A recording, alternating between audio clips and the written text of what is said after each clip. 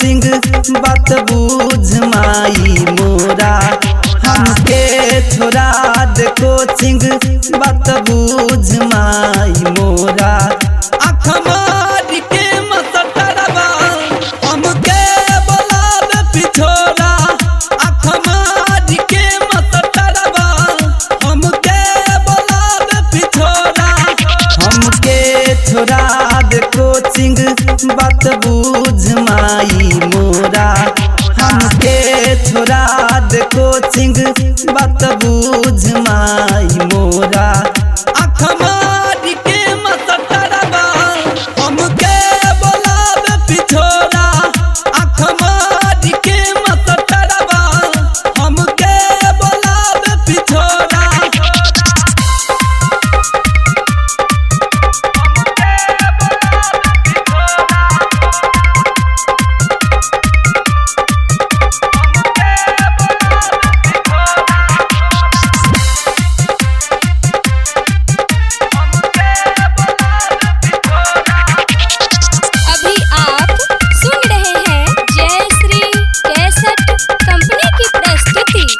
पूछ माई रे सखी से कैलस बाऊ छेड़ खानी बात पूछ माई रे सखी से कैलस बाऊ छेड़ खानी गलती सवाल पूछ के बड़ी करता मन मानी पीछे जब जब बैठी हमके बोलावे अगोरा पीछे जब जब बैठी हमके बोलावे अगोरा आँख मारी के मसटरवा हमके बोलावे पिछोरा आँख मारी के मसटरवा हमके बोलावे पिछोरा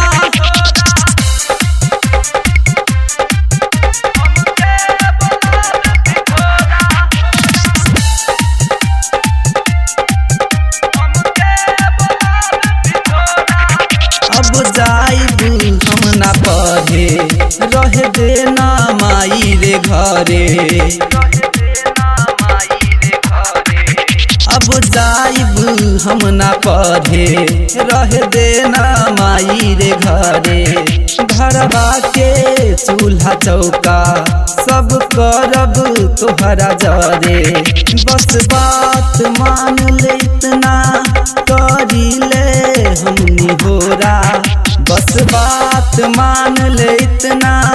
हम करी लेनी होरा आँख मारी के मसटरवा हमके बोलावे पिछोरा आँख मारी के मसटरवा हमके बोलावे पिछोरा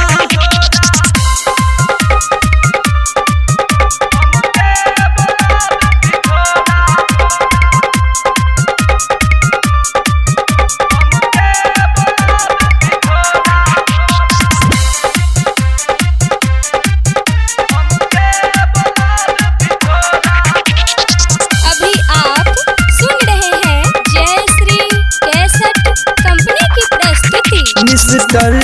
नीलू से जाके बात कही है समझाई